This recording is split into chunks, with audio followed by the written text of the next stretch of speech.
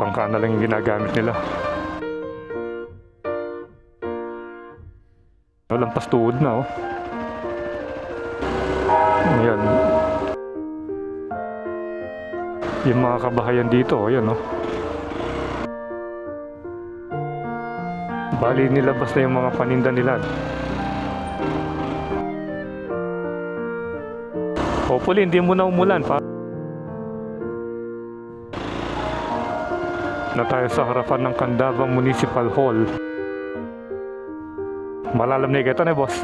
Ang Candaba Gathering Place. Upgrading concreting of Pescadores Bambang Barangay Road. Tignan natin kung gaano kaganda. Yan, ang lalim na, oh.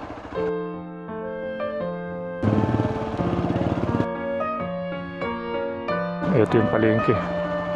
Pati pala dito, oh. Yan, oh, lubog rin, no?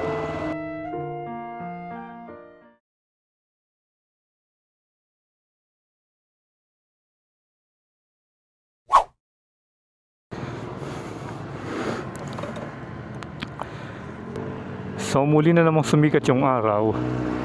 After nabasa tayo ng 2 oras mula doon sa may Cabiao Nueva Ecija. At least ngayon umaraw na ulit. So good day once again, Kabalen, and welcome sa ating panibagong vlog adventure. At ngayon ay nandito tayo sa may Candaba Bridge. Ayan. So kung makikita nyo, dito sa kanan natin, yan na yung Pampanga River. Yan, oh, napakalawak niya ngayon. Dahil hindi pa rin natatapos yung habagat. At nakita natin sa news kagabi na parang mayroon na namang low pressure area na darating. Kaya expect natin na this coming week mag-uulan na naman.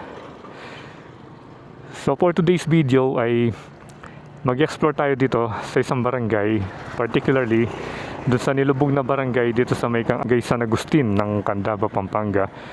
Kasi last time tayong nag-update doon, hindi tayo nakapag-drone at saka maulan. At hindi rin tayo nakapasok doon sa may mismong palengke dahil napakaraming tao. So ngayon itatry natin mag-explore doon sa may gilid ng simbahan. Kung halimbawa hindi rin tayo makapasok dahil maraming nakapark doon sa harapan ng palengke. At least makunan natin ng aerial view yung area yun. At saka makalibot din tayo dun sa vicinity within the area. Once again, samahan nyo muli sa ating solo ride update adventure dito sa Pampanga. And ngayon ay nandito tayo sa Candaba. So, what are you waiting for? Let's get it on! So, yung kadate natin pala ngayon ay si Jano. Yan. So, medyo matagal-tagal na nung last natin ginamit sa pag-ride si Jano. Ngayon muli siyang magbabalik.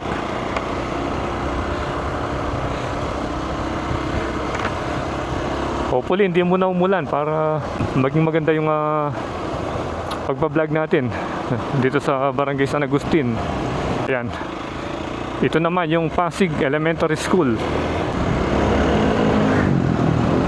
So bali ano pa ito? Barangay Pasig.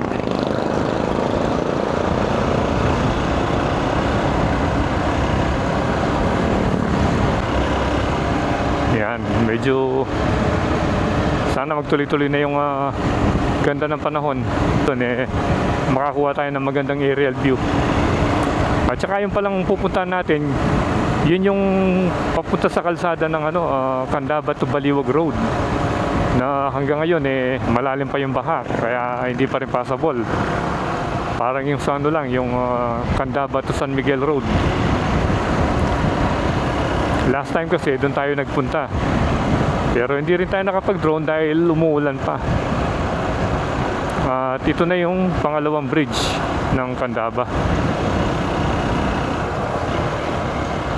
Ito, Candaba Bridge.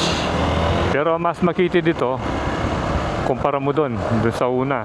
At ayan, no? Ayan yung mighty Pampanga River. At kitang-kita pa rin yung mga ipo-ipo. Ipo-ipo sa tubig. Yan, no? Bali dire-diretso na yan hanggang sa bayan ng San Luis.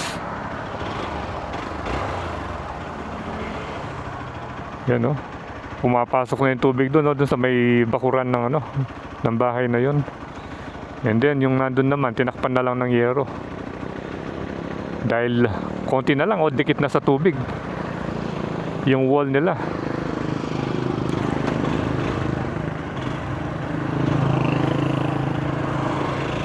So tara, diretso na tayo sa may barangay San Agustin.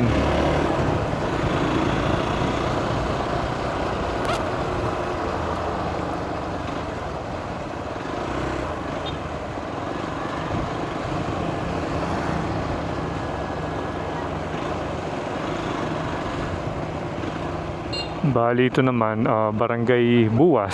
Yan. After barangay Pasig, barangay Buwas, at ito na yung magandang ancestral house, yun, no?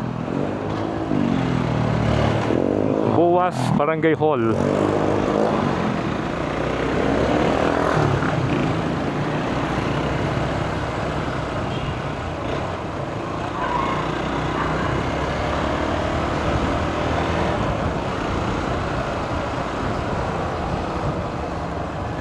Yan, no?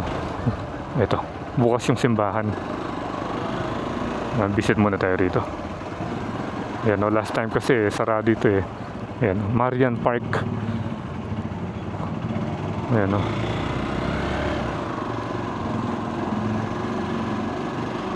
Maraming tao yata.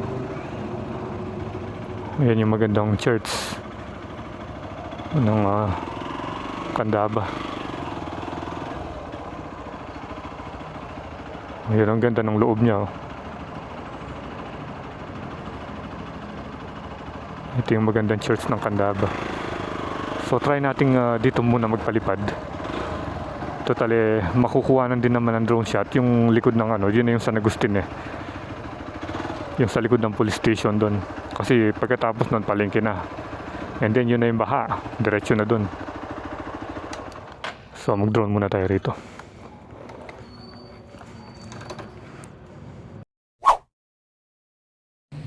Nagsiset up pa lang tayo ng drone.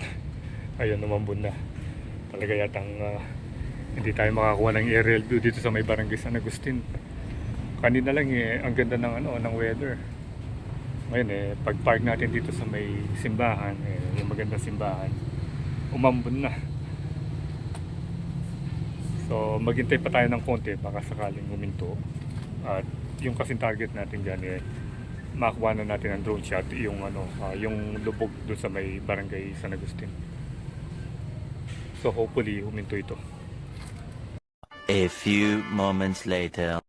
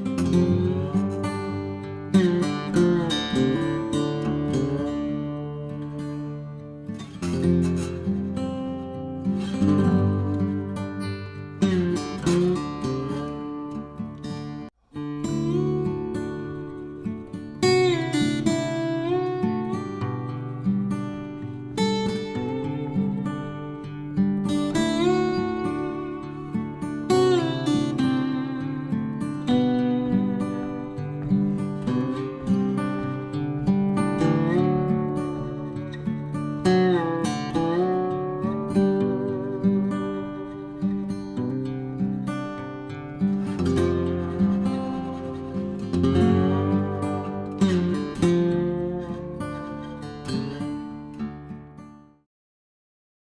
finally, bigla sumigat yung araw at nakapagpalipad tayo ng drone.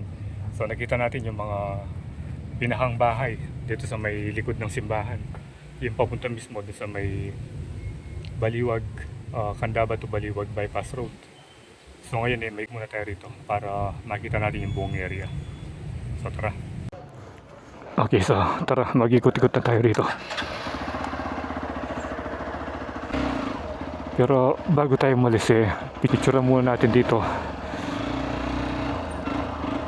si Jano.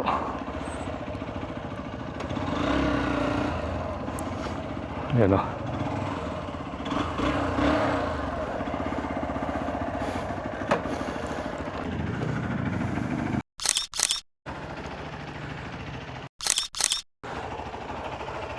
So papakita ko muna sa inyo yung loob ng simbahan. Tignan natin kung gaano kaganda. Yan o.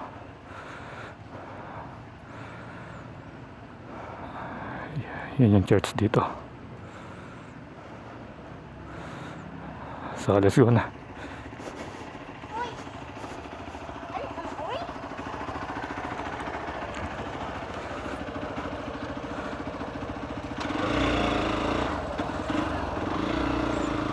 Ikot-ikot lang tayo rito.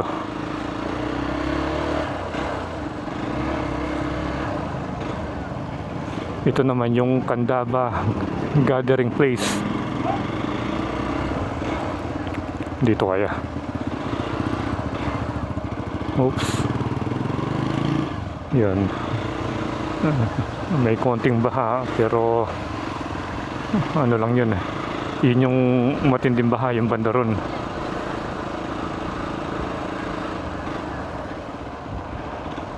Ayan o. Malalam na ito. Malalam na ito na boss. Yeah. Ala, linawig yan. Ito yan, dalan yan papunta palengke na. O, niyang malalam yan Tama ka yan. Kenny, yung gawa siguro tudken na. Pababa na yung pababa. Gaya ka rin.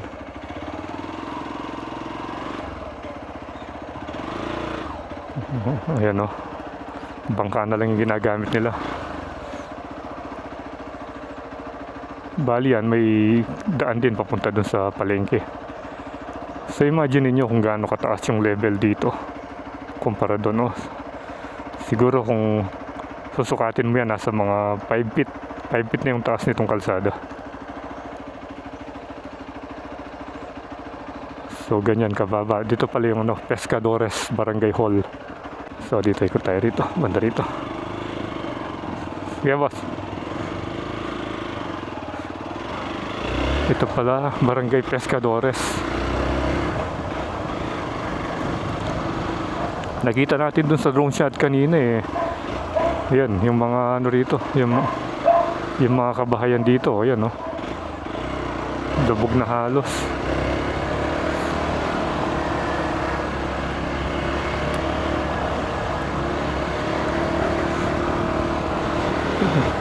Ayan, kaya yung kalsada, puro mga nakapark na tricycle at saka motor yung nandito dahil nga hindi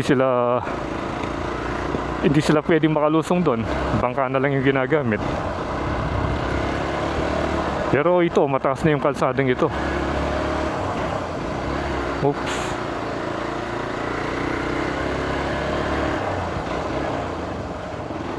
Ayan ito yung project ng DPWH. Ayan upgrading concreting of Pescadores Bambang Barangay Road. Ayan. So ito pala yung bagong ginawang project dito. Bali diretso ng Barangay Bambang. Ayan ang daming mga nakaparada. Dahil nga lubog sa lubog sa mga looban dito sa may left side. Pati pala dito yan lubog rin Yan. Oops. Dito na pala yung ano, Pampanga River. Ayan oh. Nakita natin yung Pampanga River. Ito, hanggang dito na lang pala oh. Yan, ang lalim na oh. Yan, tignan natin si Kuya hanggang saan ba yung ano, yung tubig dito. Dead end pala ito, akala ko iikot doon sa may ano, papuntang simbahan. Ayan oh, lampas tuhod na oh. So imagine kung hindi nagawa yung kalsadang ito. Halos ka-level niyan yung baha.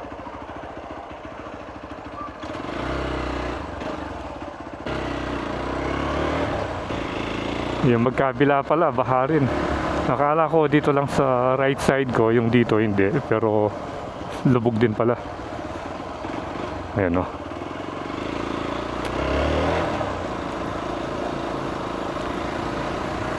So every time na yung season ganito, yun yung nangyayari. Ayan o. Inakot nila yung mga motor o. Kaya sinasakay sa bangka.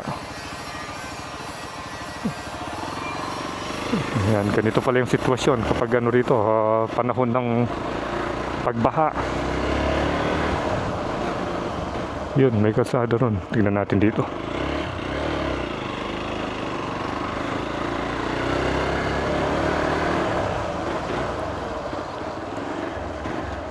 Nakita natin yung ano ron, yung Pampanga River.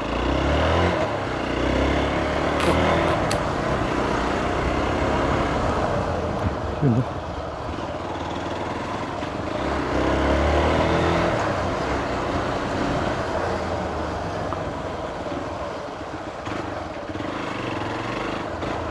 Oops.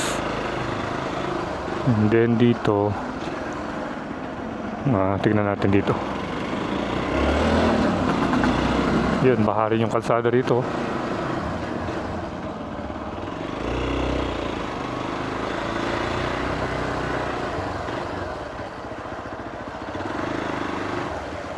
Ito, mayroong nakalagay dito, no parking. Ano pala ito? Ayun, meron silang pump oh. Dinidrain yung ano rito, yung bahay dito, yun oh. Grabe, grabe yung pagbaha dito sa Candaba. Yun oh.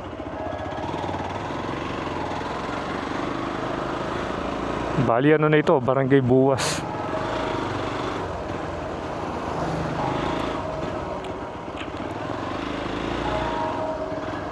Yun oh.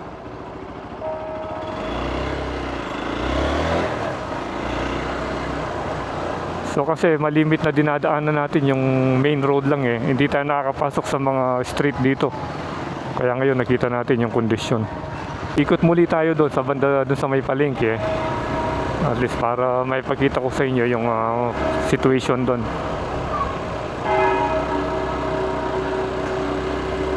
Ayan. Tumunog na yung kampana. Parang may misa yata. Hindi pala pwede. Yun o.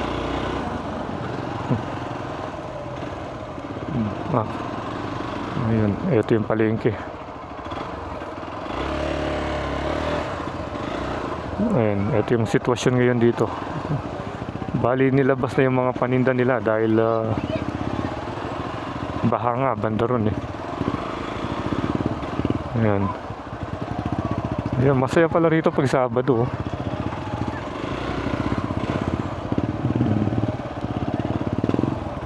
Yan, dito na tayo sa harapan ng Candaba Municipal Hall at Anastasio Gallardo Trade Center. Yan. At ito na yung Pure Gold. Okay. So, I think dito na magtatapos ang ating vlog tungkol sa ating pag-update dito sa may poblasyon ng Candaba. At buti na lang nakapag-drone tayo. So again, salamat sa panonood. At kung nag-enjoy kayo, please do like, share, and subscribe. And keep tuned to Poylandas for more video updates here in Pampanga and all over the place. So ride safe always, Kabalen. See you when I see you, and Poylandas is signing out.